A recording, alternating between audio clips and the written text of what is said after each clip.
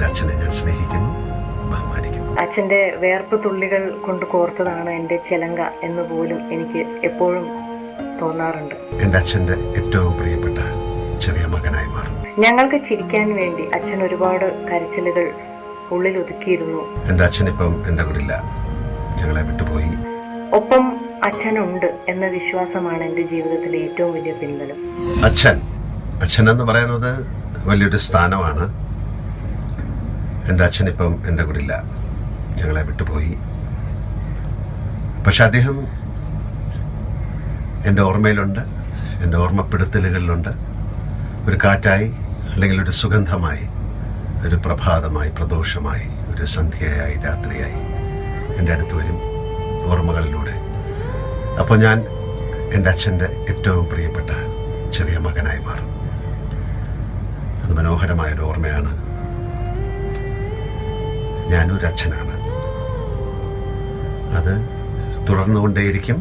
എൻ്റെ മകനാൽ, അയാളുടെ മകനാൽ, കാലാകാലങ്ങളിലൂടെ അത് യാത്ര ചെയ്തുകൊണ്ടിരിക്കും. ആ വലിയ യാത്രയിലെ ചെറിയ യാത്രക്കാരാണ് നമ്മൾ. ഐ ലവ് മൈ അപ്പ. എൻ്റെ അച്ഛനെ ഞാൻ സ്നേഹിക്കുന്നു, ബഹുമാനിക്കുന്നു. നന്ദി. கடவுள் கொடுத்த வரம் கிடைக்கவில்லை எனக்கு, கடவுளே கிடைத்தார் வரமாக. ഏൻ അപ്പ. അച്ഛൻ ദൈവമാണ് എന്ന് പറയുന്ന ഈ വരികൾ, തമിഴ് വരികൾ, ഞാൻ എവിടെയോ വായിച്ചതാണ്. അച്ഛനെക്കുറിച്ചുള്ള എൻ്റെ ഓർമ്മകൾ തുടങ്ങുന്നതും തമിഴ് മണ്ണിലാണ്. കന്യാകുമാരി ജില്ലയിലെ നാഗർകോവിൽ എന്ന സ്ഥലത്താണ് ഞാൻ ജനിച്ചു വളർന്നത്. അച്ഛൻ അവിടെ ഒരു ചെട്ടി കമ്പനിയിലായിരുന്നു ജോലി. ജമന്തിയുടെയും ഭസ്മത്തിൻ്റെയും പൊടിമണ്ണിൻ്റെയും ഒക്കെ മണമുള്ള വൈകുന്നേരങ്ങളിൽ അച്ഛൻ്റെ മോട്ടോർ ബൈക്കിന് കാതോർത്ത്, അച്ഛൻ്റെ മോട്ടോർ ബൈക്കിൻ്റെ ശബ്ദത്തിന് കാതോർത്ത് ഓഫീസിൽ നിന്ന് വരുന്നതും കാത്ത് ഞാനും ചേട്ടനും ഞങ്ങളുടെ കുഞ്ഞു വീടിൻ്റെ ഗേറ്റിന് മുകളിൽ പിടിച്ചു കയറി റോട്ടിലേക്ക് നോക്കി നിൽക്കുന്നത് എനിക്ക് ഓർമ്മയുണ്ട്. അച്ഛൻ്റെ മോട്ടോർ സൈക്കിളിൻ്റെ ശബ്ദം കേൾക്കുമ്പോൾ ഞങ്ങളുടെ മനസ്സ് തുള്ളിച്ചാടും.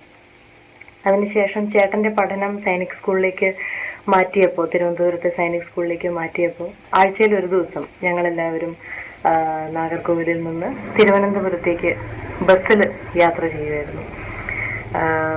ചേട്ടനെ കാണാനുള്ള സന്തോഷത്തിലാണ് പോകുന്നതെങ്കിലും തിരിച്ചു വരുമ്പോൾ ചേട്ടനില്ല എന്നുള്ളത് എൻ്റെ കണ്ണ് നനയിക്കും.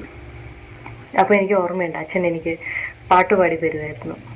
കടലിനക്കരെ പോണോരേ, കാണാപ്പൊന്നിന് പോണോരേ, പോയി വരുമ്പോൾ എന്ത് കൊണ്ടുവരും. ചിലപ്പോൾ തമിഴ് പാട്ടായിരിക്കും. എൻ്റെ കരച്ചിൽ മാറ്റി എന്നെ ചിരിപ്പിക്കാൻ വേണ്ടിയായിരുന്നു അച്ഛൻ അത് ചെയ്തിരുന്നത്. ഞങ്ങൾക്ക് ചിരിക്കാൻ വേണ്ടി അച്ഛൻ ഒരുപാട് കരച്ചിലുകൾ ഉള്ളിൽ ഒതുക്കിയിരുന്നു എന്നുള്ളത് അന്നൊന്നും എനിക്ക് മനസ്സിലായിട്ടുണ്ടായിരുന്നില്ല.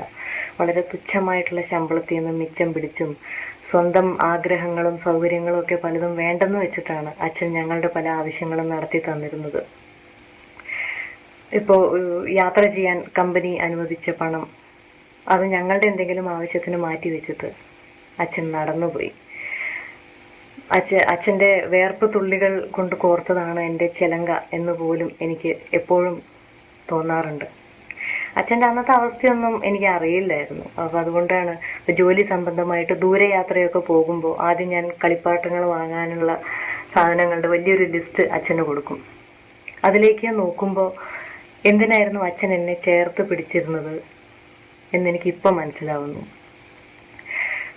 തിരിച്ചു വരുമ്പോൾ കയ്യിലൊരു പാവയുണ്ടാവും, എന്തെങ്കിലും ചെറിയൊരു കളിപ്പാട്ടം ഉണ്ടാവും. പക്ഷെ ആ ഒരു ചെറിയൊരു സമ്മാനത്തിന് വേണ്ടി അച്ഛൻ എത്രമാത്രം വേദനിച്ചിരുന്നു എന്നുള്ളത് മനസ്സിലാക്കാൻ കുറേ കാലം വേണ്ടി വന്നു. അതിനുശേഷം മുതിർന്നപ്പോൾ, വലുതായി കഴിഞ്ഞപ്പോൾ ജീവിതത്തെ എങ്ങനെ നേരിടണം എന്ന് ഞാൻ പഠിച്ചതും അച്ഛൻ്റെ അടുത്തു നിന്നാണ്. ജീവിതത്തിലെ പല തീരുമാനങ്ങളും സ്വന്തമായി ഞാൻ എടുത്തപ്പോഴും അച്ഛൻ കുറ്റം പറഞ്ഞില്ല. അച്ഛൻ ഒപ്പം നിന്നതേ ഉള്ളൂ. ഒപ്പം അച്ഛനുണ്ട് എന്ന വിശ്വാസമാണ് എൻ്റെ ജീവിതത്തിലെ ഏറ്റവും വലിയ പിൻബലം. പക്ഷേ ഞങ്ങൾക്ക് സഹ്യപർവ്വതം പോലെ ഞങ്ങൾക്ക് കാവൽ നിന്ന ഒരു മരം പോലെ തണലിലേക്ക് ഞങ്ങളെ വലിച്ച് അടുപ്പിച്ച് ചേർത്ത് നിർത്തിയിരുന്ന അച്ഛൻ തളർന്നു പോകുന്നത് ഞാൻ കണ്ടു. അത് ഈ അടുത്ത കാലത്ത് അച്ഛന് ക്യാൻസർ പിടിപെട്ടപ്പോഴായിരുന്നു. പക്ഷെ അപ്പോൾ അച്ഛൻ ഞങ്ങളെ ചേർത്ത് പിടിച്ച പോലെ ഞങ്ങളെല്ലാവരും അച്ഛനെ ചേർത്ത് പിടിച്ചു. ഞങ്ങൾക്ക് നൽകിയ സ്നേഹത്തിന്റെയും ആ ഒരു കരുതലിന്റെയും ഒന്നും പലിശ പോലും ആവില്ല എന്ന് അറിഞ്ഞിട്ടും ഞങ്ങളെല്ലാവരും അച്ഛനോടൊപ്പം ഉണ്ടായിരുന്നു.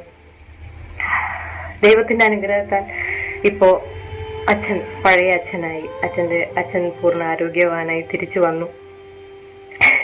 പർവ്വതങ്ങൾക്ക് എങ്ങനെയാണ് തലകുനിക്കാനാവുക അല്ലെ? അമ്മ കടലാണെങ്കിൽ അച്ഛൻ വലിയൊരു കരയാണ്. അതുകൊണ്ട് തമിഴിൽ ഞാൻ ഒന്നുകൂടെ പറയട്ടെ. അപ്പാ നീങ്ക എനിക്ക് കടവുൾതാൻ.